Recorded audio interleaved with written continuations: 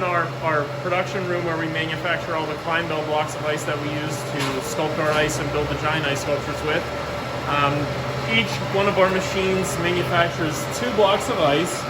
It takes roughly anywhere from 3 to 4 days, depending on the water temperature and the ambient temperature, to manufacture a block of ice from start to finish. So this is the Kleinbell machine. So there are a serpentine coil of copper that runs along the bottom of the machine.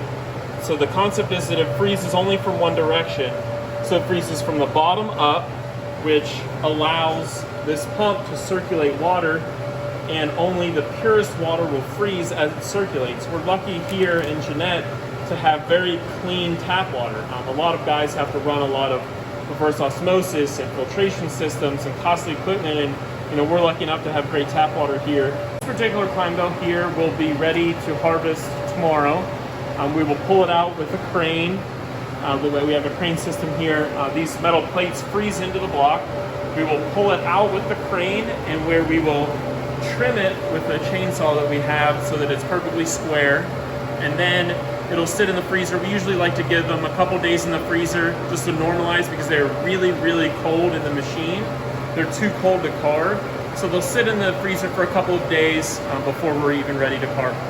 So we utilize about 200 or just over 200 blocks of ice in State College each year to do first night, between the ones that we pre-carve and bring along and set out to local businesses, in addition to the ones we build the slide and all the sculptures that we build on South Island.